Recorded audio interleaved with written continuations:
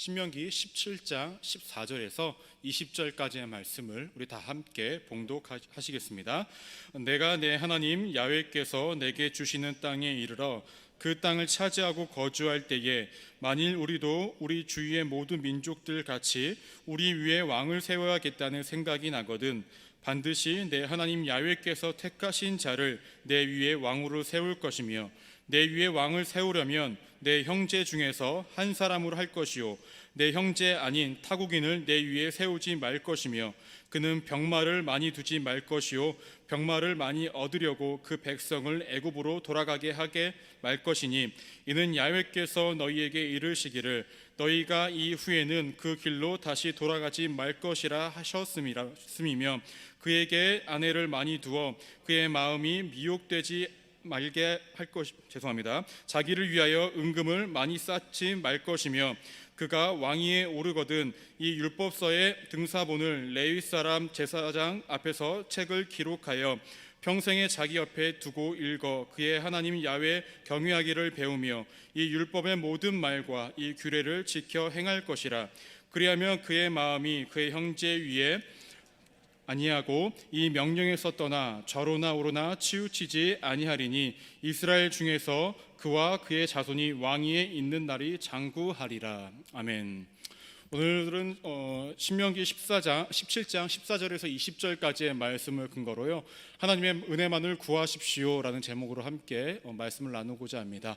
말씀 제목 한번 따라해 보시겠습니다. 하나님의 은혜만을 구하십시오. 네. 지난 2주간은 우리 사사시대에 대해서 우리가 일부분을 나눴고요. 또 지난주는 우리가 이스라엘 백성들이 왕을 달라고 했던 내용에 대해서 함께 나누었습니다. 이스라엘 백성들이 왕을 요구한 이유가 무엇이었습니까? 그들은 간단했습니다. 주변 나라 사람들이 모두 다 왕이 있었기 때문에 그 체제가 굉장히 체계 있어 보이고 좋아 보였다는 거죠. 그렇기 때문에 하나님 앞에 왕을 달라고 이야기를 했습니다. 더 나아가서 왕이 필요했던 이유는 전쟁에 나가서 앞장서서 싸울 사람이 필요했기 때문에 그들은 왕을 달라고 하나님 앞에 이야기를 했었습니다. 그렇다고 한다면 이스라엘 백성들이 왕을 달라고 했다는 것은 어떠한 의미가 있었을까라는 것을 제가 두 가지를 말씀드렸죠. 첫 번째로는 그동안에 하나님께서 도우셨다는 것을 인정하지 않는 행위라고 말씀드렸습니다. 그들이 왕이 필요했던 것은 자신들의 삶의 문제를 해결해 줄 그 왕이 필요했다는 것인데 왕을 구한다는 것은 그동안 하나님께서 자신들을 도우시고 자신들과 함께 했다는 것을 인정하지 않는 것이라고 제가 말씀을 드렸습니다.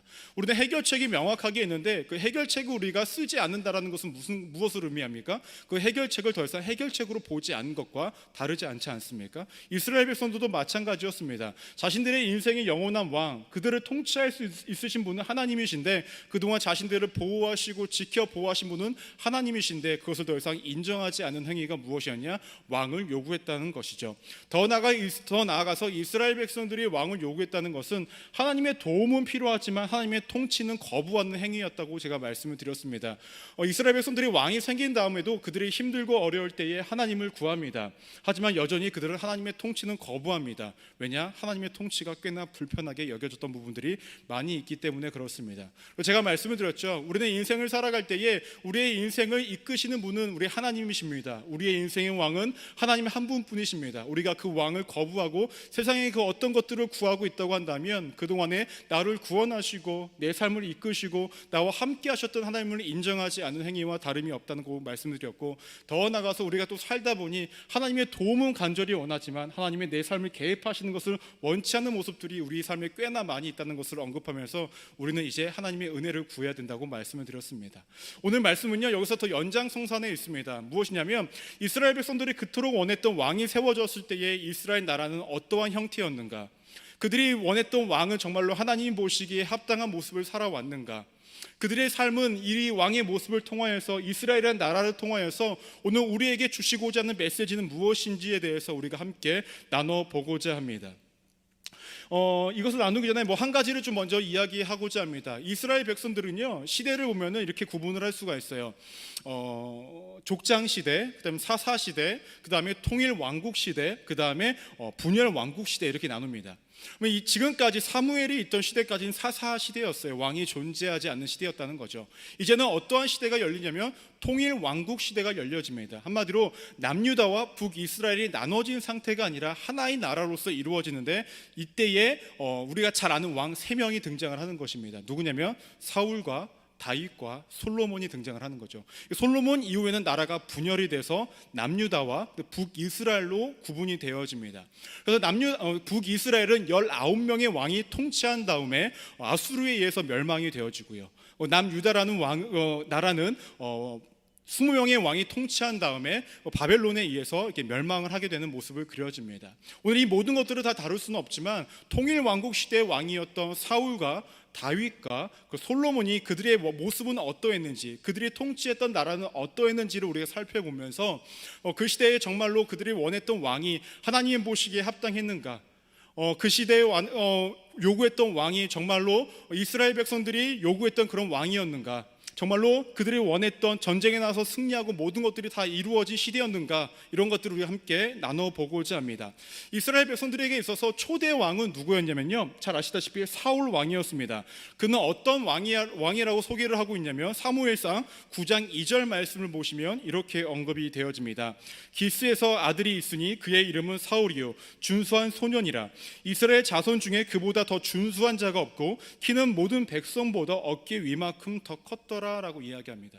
사울은 어렸을 때에 용모가 굉장히 뛰어났다고 합니다. 한마디로 잘생겼다는 거예요. 더 나아가서 키는 또 컸대요. 사람들의 어깨 위만큼 더 컸다는 거예요.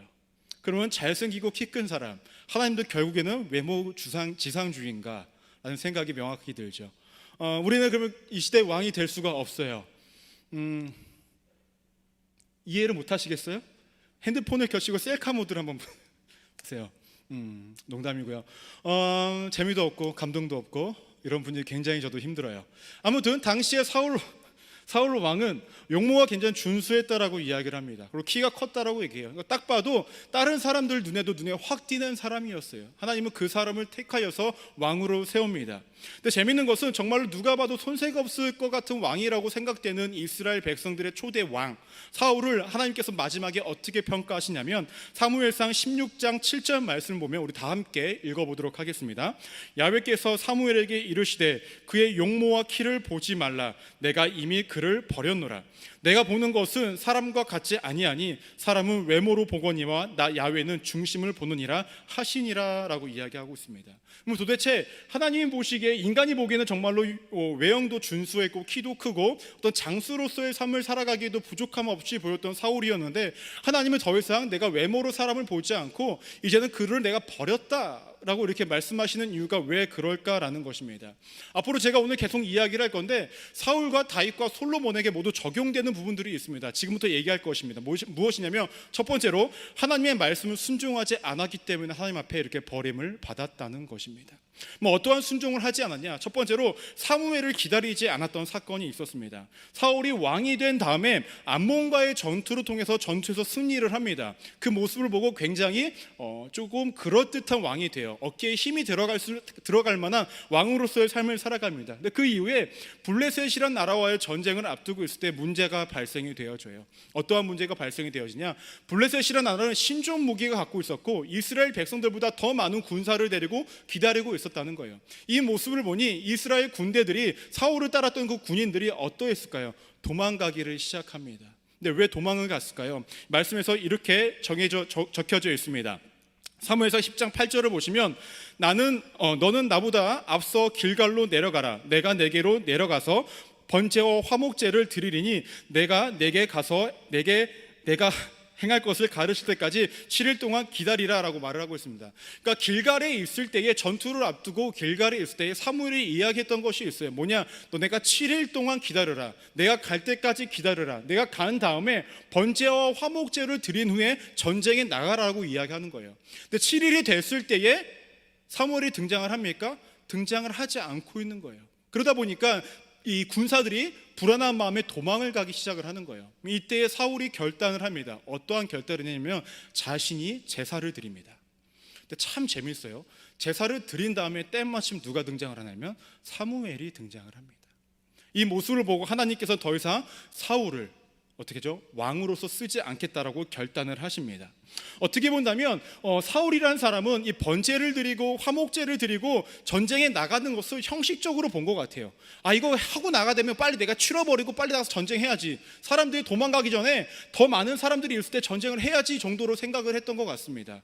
하지만 이 제사를 드릴 수 있는 사람은 철저하게 제사장에게만 주어진 것들인데, 이 순종하지 못한 그 모습을 통해서 하나님은 더 이상 어떻게 사울을 쓰지 않겠다라고 이야기를 합니다. 더 나아가서는 사울은 자기 멋대로 행동한 것이 있습니다. 자기 마음대로 행동했던 것이 있습니다. 그것은 무엇이냐면은 이후에 아말렉과의 전투도 있었습니다. 근데 거기서 순종하지 않는 모습이 등장을 해요. 어떠한 모습을 순종하지 않았냐? 하나님께서 이방 민족과의 전투가 있은 다음에 어떠한 행동을 해라고 하셨냐면 모든 사람들을 다 죽이고 모든 가축을 다 죽이라고 말씀하셨습니다. 근데 다 전쟁을 끝난 다음에 사울이 보니까 제법 건강한, 누가 보기에도 괜찮은 짐승들, 가축들이 있는 거예요. 근데 이것들을 죽이지 않는 것입니다. 하나님의 말씀에 순종하지 않는 모습이 등장을 하고 있습니다. 하나님이 이때부터 본격적으로 다음 왕을 세울 것을 계획하시고 있습니다. 제가 이렇게 역사 이야기를 좀 할 때에 몇몇 청년들이 저한테 이야기를 합니다. 목사님, 그 이스라엘 역사 알겠는데 이게 지금 우리 시대와 무슨 연관이 있으며 이것을 우리가 왜 들어야 합니까? 이렇게 이야기하시는 분들이 있더라고요. 예, 맞습니다. 오래된 이야기고 오래된 역사고 우리나라 역사도 아닌 이스라엘 역사를 우리가 굳이 알 필요가 있습니까? 라는 질문도 이해가 되어져요. 하지만 여러분 기억하셔야 할 것이 있습니다. 그것이 무엇이냐면 이스라엘이라는 역사 속에서 일하신 하나님이 분명히 있으셨다는 거죠. 그 하나님이 여전히 우리의 하나님이시고 그때의 일하심 같이 이 시대에도 일하실 수 있다는 것입니다. 여러분 만약에 이 시간에 내가 삶을 어떻게 살아가야 하는지에 대해서 그 방향성만을 알고 싶다고 한다면 이 시간에 오실 필요가 사실 없습니다. 다음 주부터 안 오려고요. 사실 여러분들 삶을 어떻게 살아가야겠다라고 생각하는 부분들은요, 서점에 가셔서 자기계발서를 보시면 너무나 잘 나와 있어요. 예전에 자기계발서보다 요즘은 더 디테일하게 너무 잘 나와 있어요. 그걸 보시면 돼요. 잘 먹고 잘 사는 방법. 근데 우리는 성경을 통하여서 성경 속에서 역사 속에서 이야기하셨던 그 하나님이 여전히 우리의 삶 가운데도 있기 때문에 과거 이스라엘 백성들을 통해서 말씀하셨던 그 하나님이 이 시대에 우리가 그것을 고민하고 연구하고 생각하면서 나에게는 어떻게 말씀이 적용되어지는지를 여러분들이 좀 고민하셨으면 좋겠습니다. 그래서 제가 계속 설교를 할 때에 이런 문화도 얘기하고 이런 역사도 얘기를 드리는 것입니다. 혼자 말씀을 읽어가실 때에 좀 따로 한번 묵상을 또 해보시기를 부탁을 드리겠습니다. 더 나아가서 사울은 어떠한 잘못을 했었냐면요, 하나님이 세운 자리임을 잊고 있었습니다. 왕의 자리라는 것은 분명히 하나님이 선택해서 세웠음에도 불구하고 그는 그 자리를 자기 스스로가 유지하려고 노력을 했습니다. 아까도 말씀을 드린 것과 같이 그 사울이 순종하지 않음으로 통하여서 하나님께서는 더 이상 사울을 세우시지 않으려고 했는데 그는 왕의 자리를 보존하고 싶어 하죠. 그 위에 하나님께서 기름 부으신 왕이 누구였냐면 다윗이었죠. 그 이후에 사울은 다윗을 어떻게 하려고 합니까? 시기 질투를 하고 그를 죽이고자 무단히도 노력을 합니다. 근데 역으로 생각을 해보면요, 그럴 만도 했어요. 왜냐하면 당시에 그 왕이라는 말은 그 히브리어로 멜렉이라는 단어를 썼다고 합니다. 그래서 우리가 성경을 보면 아비멜렉 나오잖아요. 멜렉이라는 것이 왕이라는 말이에요. 근데 사울에게는 멜렉이라는 단어를 써주지 않았어요. 히브리어로 나기드라는 단어를 써줬습니다. 나기드라는 단어는 무엇이냐면 제가 전에도 말씀드렸는데 장수라는 뜻이에요. 이스라엘 백성들에게 있어서 사울은 이방 민족들이 정말 왕으로 생각하듯이 왕이 된 것이 아니라 정말로 전쟁에 앞서서 나가서 싸울 수 있는 한 장수로 정도로만 생각을 한 거예요. 근데 그렇게 약간 컴플렉스가 있는 와중에 어떠한 일이 발생이 됩니까? 다윗이 골리앗과의 전투를 통해서 승리를 했을 때 사람들이 이러한 말을 하죠. 사울은 천천히인데 다윗은 만만이다. 사울은 1000명의 사람을 죽일 수 있지만 다윗은 10,000명의 사람을 죽인다. 이 얘기를 듣게 되니까 그 사울의 마음이 어땠을까요? 그렇지 않아도 약간 마음의 불편함이 있었는데 더욱더 큰 시기와 질투가 생길 수밖에 없던 것이었죠. 이렇게 본다면 어떻게 보면 사울도 그 자리를 지키기 위해 다윗을 죽이려고 노력했던 그 마음도 이해가 되어집니다. 어쨌든 이 상황도 봐서 어쨌든 중요한 것은 무엇이냐, 사울은 하나님께서 분명히 그 자리를 내리길 원하셨는데 끝까지 그 자리를 유지하려고 했다는 것입니다. 이렇게만 봐도 사울은 하나님 보시기에 합당한 왕이 아니었다는 거예요. 이스라엘 백성들이 보기에도 하나님의 율법을 지키지 않는 그런 왕이었다는 것입니다. 그럼 다음 왕은 어땠을까요? 다음 왕은 다윗입니다. 다윗이란 왕은 이스라엘 역사에서 가장 뛰어난 왕이라고 이야기합니다. 지금까지도 그렇게 불려지는 왕이 다윗입니다. 그는 결점도 없고 단점도 없었을까요? 왕으로서 모든 부분들에 있어서 하나님 보시기에 부족함이 없었을까요? 아니었다는 것이죠. 사울왕 이후에 뭔가 조금 체계가 잡히면서 왕으로서의 어떠한 것들을 할 수 있을 거라고 생각을 했지만 그의 삶도 여전히 하나님의 말씀을 지키지 못하는 그런 삶이 연속적으로 있었다는 것입니다. 많은 것들을 이야기할 수 있지만 한 가지만 이야기하고자 합니다. 무엇이냐? 율법을 지키지 못합니다. 다윗의 가장 위대한 사건, 가장 유명한 죄악 사건이 무엇입니까? 남의 아내를 탐하고 그 남편을 죽인 사건이죠. 우리아의 아내 바세바를 취하고 우리아를 죽인 사건입니다. 이 우리아라는 이 장수는 이스라엘이란 나라를 위해 또 다윗을 위해 전장에 앞장서서 나가서 싸웠던 군사입니다. 그가 어느 정도였냐면 전쟁에 나가서 들어왔을 때에 다윗이 쉬라고 이야기했지만 자신의 그 동지들은 나가서 전쟁을 하고 있기 때문에 마음대로 쉬지도 않던 그런 나라에 대한 어떤 열성을 갖고 있고 열심을 갖고 있고 그 다음에 다윗에 대한 신뢰와 어떤 순종의 마음을 갖고 있던 그런 사람이었습니다. 그런 사람을 다윗이 어떻게 합니까? 그의 아내 바세바를 취하기 위하여서 전쟁의 최전방에 내세워 그를 죽이게 됩니다. 이렇게만 봤을 때에도 다윗은 율법을 어기죠. 남의 아내를 취한 것과 그다음에 살인을 한 것과 다르지 않는 이러한 행동을 했다는 것입니다. 그 이후에 등장하는 솔로몬은 좀 달랐을까요? 아니었다는 거죠. 우리가 솔로몬 생각하면 어떠한 왕이라고 생각을 하십니까? 지혜로운 왕, 굉장히 부했던 왕, 이런 것들에 대해 우리가 초점을 맞춰보면 살아갑니다. 틀리진 않습니다. 근데 우리 말씀을 보시면요, 솔로몬이 잘한 것은 제가 봤을 때 딱 하나예요. 아니, 2개 정도예요. 그 외엔 제가 봤을 때 그렇게 잘한 게 없습니다. 2개가 뭐냐면, 첫 번째, 하나님 앞에 1,000번째를 드린 거. 두 번째, 너 무엇을 갖기를 원하냐 했을 때 다른 걸 구하지 않고 지혜를 구한 거, 듣는 마음을 구한 거. 이 2개 말고는 솔로몬이 특별히 잘한 거 솔직히 없습니다. 신앙적으로 말입니다. 근데 우리는 그를 굉장히 위대한 왕으로 평가를 합니다. 그의 실제적인 이런 위대한 업적들 뒤에 어떠한 모습이 있었을까요? 첫 번째로는 율법을 더 지키지 못하는데 이방 여인들과의 결혼을 합니다. 아까 우리가 신명기의 말씀을 봤을 때에 아내를 많이 취하지 말라라고 이야기하죠. 더 나아가서 이방 여인을 취하는 것은 하나님께서 정말로 싫어하시는 모습이었습니다. 하지만 그는 어떻게 삶을 살아왔냐면 열왕기상 11장 3절 말씀을 보시면 이렇게 언급이 되어집니다. 왕은 후궁이 700명이요 첩이 300명이라 그의 여인들이 왕의 마음을 돌아서게 하였더라. 1,000명이에요. 와이프가. 이름이나 다 아는지 모르겠어요. 남성분들 와이프가 1,000명이라고 생각했을 때 어떤 생각이 드실 겁니까? 상상도 안 되죠, 사실. 여기도 지금 1,000명이 안 되잖아요. 우리 교회 성도님들 이게 좀 많이 코로나 전에 나오실 때 3,000명 되시는데 그분의 3분의 1은 자기 와이프야. 답이 안 나오죠. 더구나 이 여인들이 어떤 여인들입니까? 이방 여인들. 하나님께서 왜 이방 여인들과 결혼하지 못하게 했다고 그랬죠? 그들의 이방 우상이 들어오기 때문에. 결국 그 솔로몬이라는 사람은 처음에 굉장히 지혜롭게 살아가는 사람 같았지만 이방 여인과의 결혼을 통하여서 어떻게 하죠? 이방 신들도 함께 들어오게 만들었던 그런 사람으로 우리가 성경에서 이야기하고 있습니다. 그러면서 이스라엘 백성들의 신앙이 많이 흔들리게 되는 모습을 볼 수 있습니다. 또한 그 솔로몬은 어떠한 잘못을 했냐면요, 세상에 눈을 돌린 것이 있었습니다. 그것이 무엇이냐? 사람의 욕심은 끝이 없다라고 이야기하죠. 솔로몬이 왜 이방 여인들과의 결혼을 계속적으로 이어갔을까요? 나라의 안전을 위한 것이었습니다. 뭐냐? 그쪽 지파, 그쪽 왕의 딸과의 결혼을 통하여서 어떻게 동맹을 맺어지게 되면 그 나라와의 전쟁이 이루어지지 않죠. 그로 통해서 어떻게 하죠? 많은 부와 명예를 얻게 되는 거죠. 우리가 봤을 때 굉장히 지혜로운 왕이라고 불렸던 솔로몬이었지만 결국 그의 삶은 말년에 어떻게 됩니까?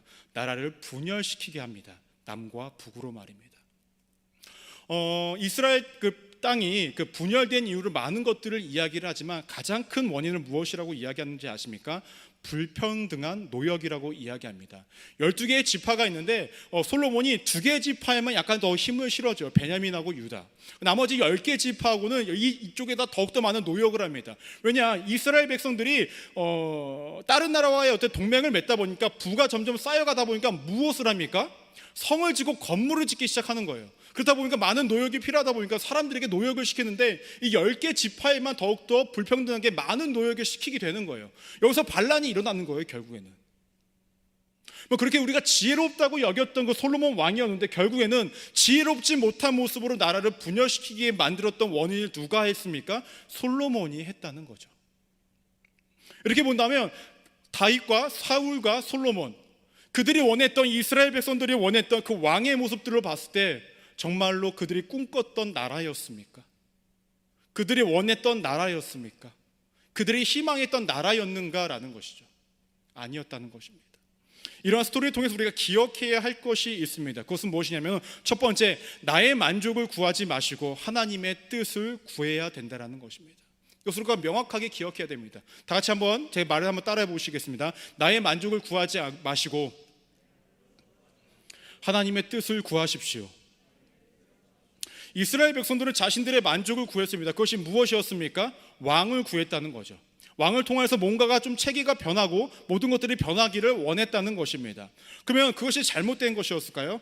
그렇게 잘못된 것은 아니었습니다. 왜냐? 우리의 일상을 한번 보십시오. 여러분들 기도하시죠? 여러분들이 기도하시는 내용들의 대부분은 무엇입니까? 나의 어떠한 부족함과 결핍된 부분들에 대해서 기도하지 않습니까? 저도 마찬가지입니다. 저도 어떠한 기도를 하냐면, 하나님, 나의 앞으로의 사역의 길을 좀 알려주십시오.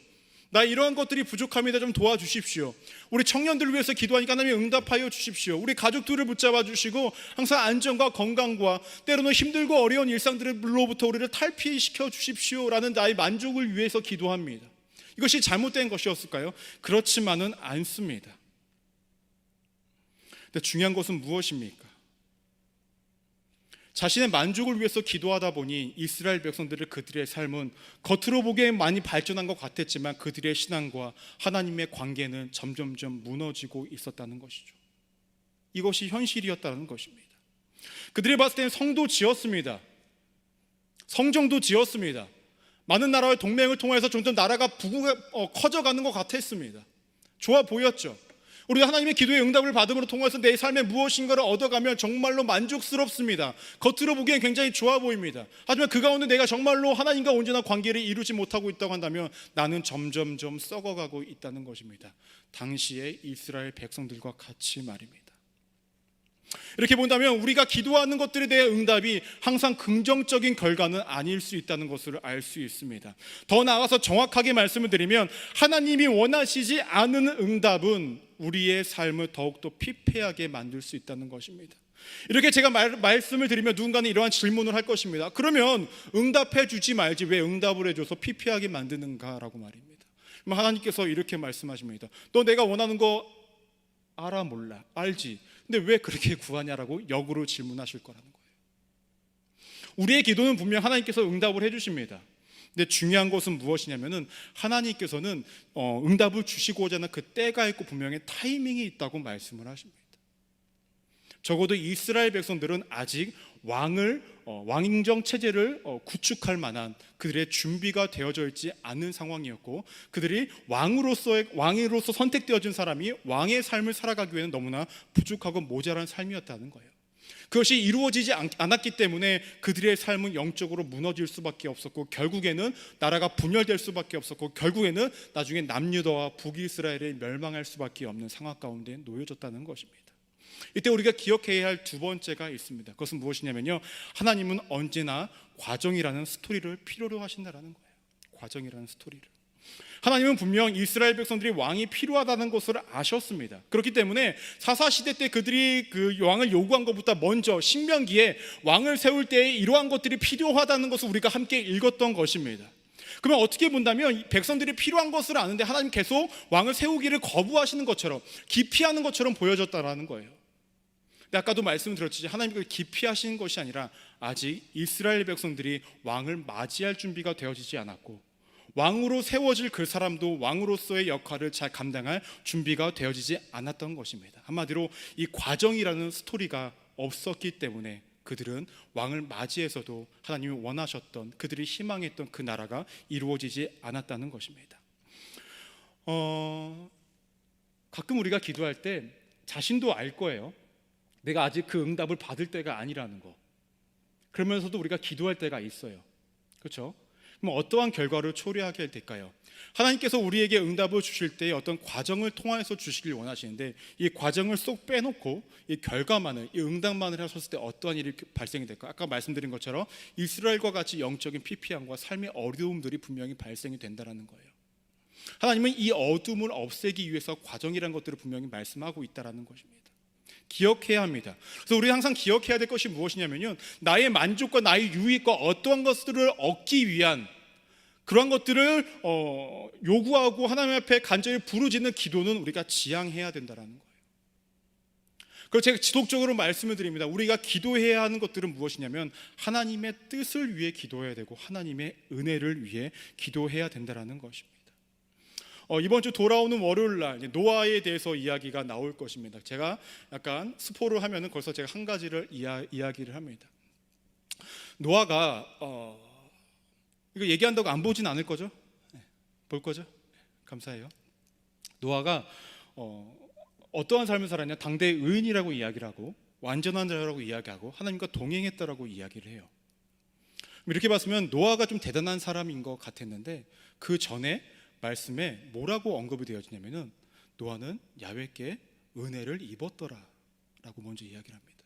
그가 먼저 어떠한 삶을 살아갔던 것이 중요했던 것이 아니라 그는 먼저 하나님의 은혜를 입었다는 거예요. 우리도 마찬가지입니다. 나의 만족과 유익을 위해 어떤 것들을 구하고 신앙생활을 하고 무엇인가를 하기 위해 힘쓰기에 앞서서 우리가 먼저 구해야 할 것은 하나님의 은혜라는 거예요. 그것이 없다고 한다면, 그것이 없이 나의 만족과 유익을 구한다면 그 방향성이, 과정이 없는, 그 스토리가 없는 응답은 분명히 부정적인 결과를 초래할 수 있다는 것입니다. 분명히 과정에 우리가 놓여졌을 때 여러분들 초조할 수 있어요. 아니, 초조합니다. 근데 기억하십시오. 하나님은 초조하지 않으십니다. 초조한 건 우리뿐이라는 거예요. 초조하지 않으시는 하나님은 여러분들을 자신의 계획에 따라 순차적으로 만들어가고 있다는 것입니다. 저를 포함해서 우리가 매일 우리가 기억하며 나아가야 할 것이 무엇입니까? 항상 우리는 다른 것이 아니라 그저 은혜를 먼저 구하는 인생이 되어져야 된다는 거죠. 지금 삶의 어려움과 문제와 힘든 가운데 빠져 있습니까? 그래서 우리가 이스라엘 백성들처럼 나의 이 현실적인 문제를 해결할 왕을 구하고 있습니까? 그렇다고 한다면 왕을 먼저 구하기 전에 하나님의 은혜를 먼저 구하십시오. 나의 만족과 유익을 구하기 전에 하나님의 때와 그 과정을 먼저 기다리십시오. 그것이 지나가다 보면 초조하지 않으신 하나님께서 완벽하게 우리를 알맞은 때로 인도하심으로 통하여서 우리를 그 하나님의 통치 아래 살아가게 하실 것입니다. 그럴 때에 우리의 삶에는 이스라엘 사람들이 겪었던 그 부정적인 상황이, 어려운 상황이 있지 않을 것이고, 그 가운데 하나님의 통치가 우리의 삶 가운데에, 나의 인생 가운데에 넘치도록 임한다는 것입니다. 기억하십시오. 우리는 항상 은혜가 필요한 자이고 은혜로만 살아갈 수 있는 자이라는 것인 말입니다. 항상 은혜를 구하는 우리 믿음의 청년들 되기를 주님의 이름으로 축원합니다. 기도하시겠습니다. 하나님, 인생을 살다 보니 많은 결핍들이 있어서 그 문제만을 해결받기 위해 우리가 구하며 주님 앞에 부르짖으며 나아갈 때가 너무나 많이 있는데, 이런 우리의 모습은 당시의 이스라엘 백성들과 그들이 구했던 왕을 구하는 모습과 크게 다르지 않음을 알게 됩니다. 하나님, 나의 만족과 유익을 구하는 인생이 되어지기보다는 먼저 주의 은혜를 구하고, 주의 은혜를 구할 때에 주의 통치가 나의 삶에 임하여지고, 그 은혜를 힘입어 우리가 살아가고, 그 은혜 때문에 과정을 이겨내며 하나님이 원하셨던, 정말 하나님이 주시고자 하셨던 그 응답을 받는 우리의 삶이 되어질 수 있도록 도와주옵소서. 우리는 여전히 부족하고 모자랍니다. 여전히 할 수 없는 것들이, 모자란 것들이 너무나 많습니다. 그때마다 우리를 도와주옵소서. 그때마다 우리의 마음을 다잡아 주옵소서. 은혜를 구하는 인생으로, 은혜만을 구하는 인생으로 살아갈 수 있도록 함께하여 주옵소서. 그렇게 인도하시고 역사하실 하나님께 감사드리며 살아계신 예수 그리스도 이름으로 간절히 기도하옵나이다.